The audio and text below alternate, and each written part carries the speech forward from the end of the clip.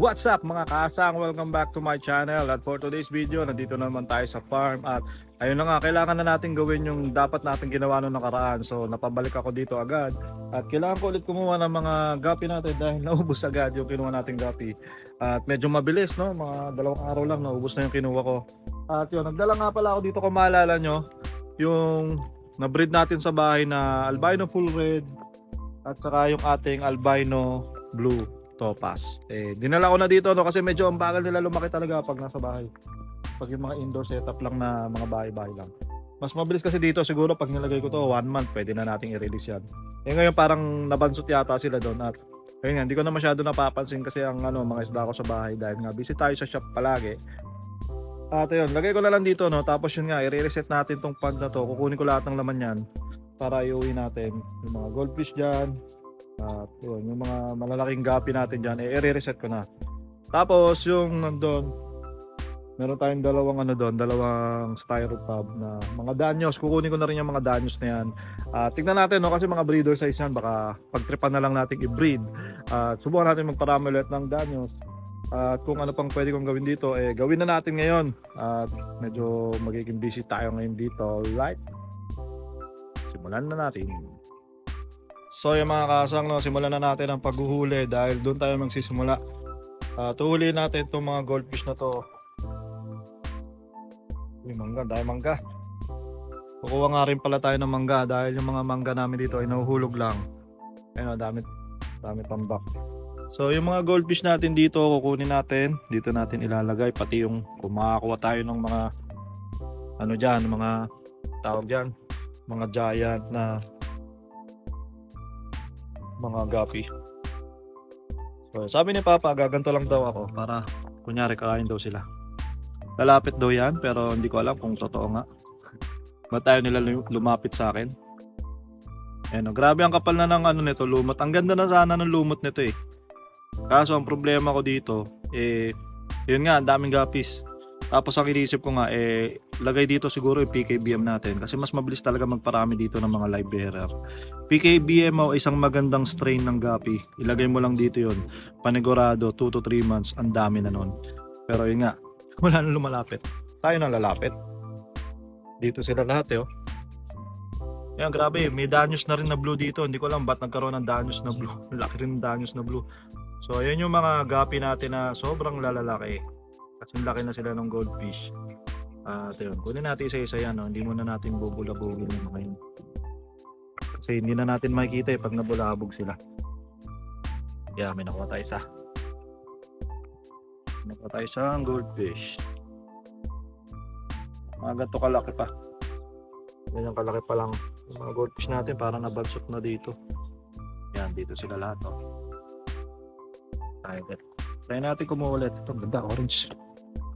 Orange. Ayan, nabubulabog na siya. Pari tayo dyan. Ito na, hindi mabulabog eh. Yan. Maganda rin ang mga goldfish natin dito. No? Medyo nabansot lang yung size. Dahil siguro, hindi ko alam eh. Dahil sa mga gapi o ewan ko ba. Ito, liit. Ito talaga yung priority ko makuha. Kahit hindi ko na makuha yung gapis. Ang ganda nito kahit ang liit eh oh. Yan oh. Kulang lang sa size talaga eh. Ito parang may panda pa dito isa oh. Hindi ko naman nahuli. Hindi ko pa nahuli. So yun. Fast forward na natin. Para mabilis.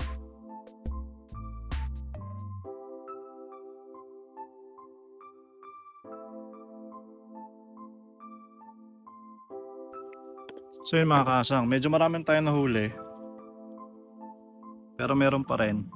So ang plano ko, tanggalan na sila ng tubig para mas madali na sila ulihin. At i-drain ko rin naman talaga to. At iiwanan ko muna walang tubig to. No? Papalagyan ko na lang ng tubig to kay Papa ng mga siguro 3 to 5 days. Para sigurado tayo wala matitirang fry. Kasi talagang gusto ko talagang mawala yung mga mga gapis. Kasi nga baka maisipan ko lagyan siya ng gapi or kung anong magandang strain na ilagay dyan. At kailangan talaga maklear natin yung mga isda dyan. At yung tubig din. So, ayun, tanggalan ko muna ng tubig to. Nanginayang ako sa tubig. So yung tubig nito ilalagay ko na lang dito sa kabila. Kasi ito medyo kalahati na rin yung tubig niyan. Wala naman siguro magiging problema. Basta hindi sila malagyan ng gapi. Titignan ko na lang maigi. Para hindi sila malagyan ng gapi. At lumalayo naman sa akin yung mga ano, yung mga isda pag nagsasalo ko akong ganito. Sayang naman eh. Pag napababa na natin, tsaka natin i-drain nung talagang ubusin na natin. Diba? Maganda na isip ko, diba? Yan. Medyo manalang tubig. Lumabo lang. Ito hindi naman. Medyo lumabo. Dinaw din naman yan. Right, pilisan na natin.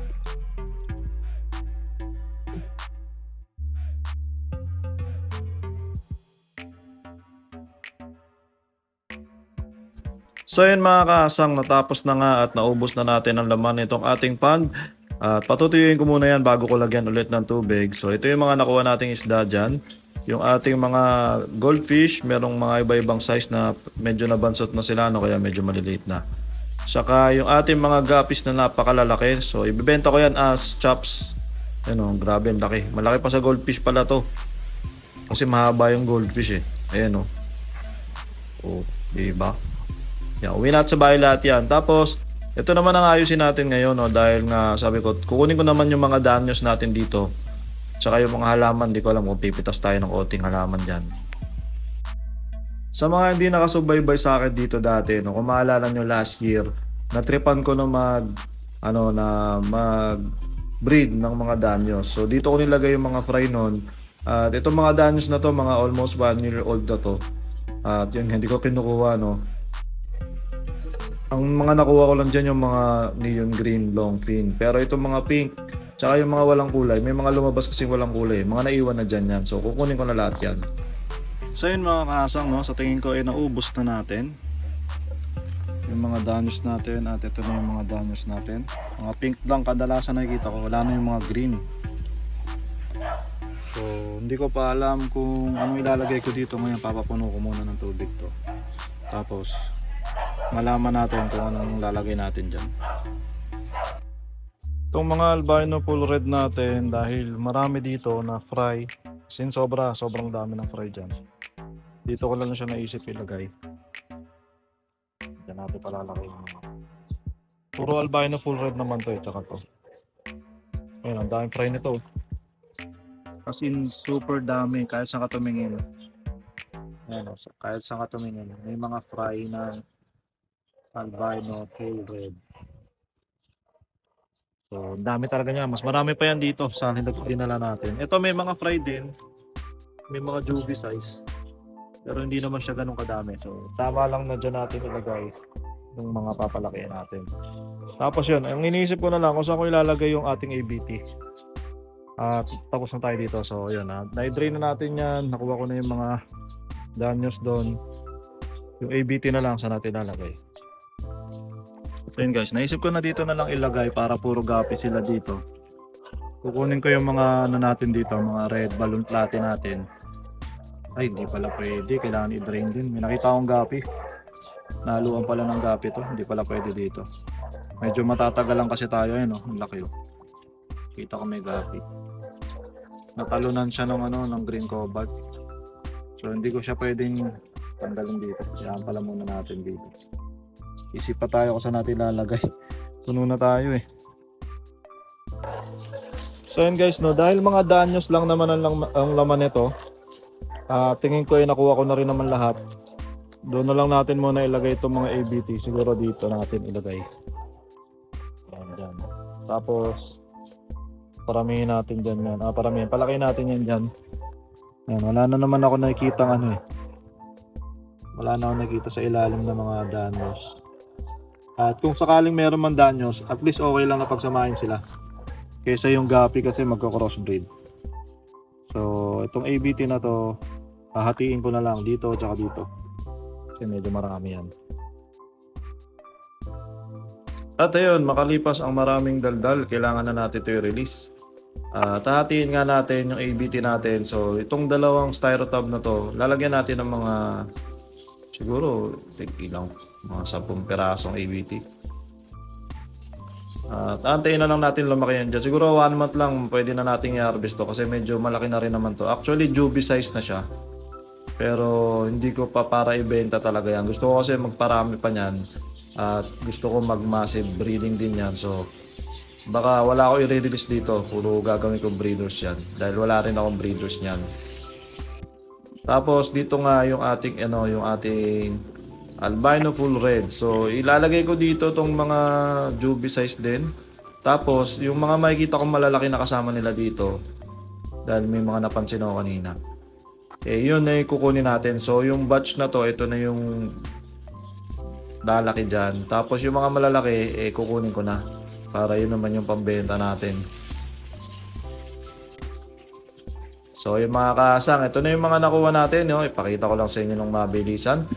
Ito yung mga goldfish at yung mga guppies. Pinaghiwa-hiwalay ko sa 3 lalagyan dahil nga medyo marami sila at maliit lang yung dala kong plastic para tumagal sila at makauwi ng maayos sa bahay. So yan, 3 lalagyan yan. Hindi ko alam kung ilang peraso yan. Mga 50 yata yan or 30.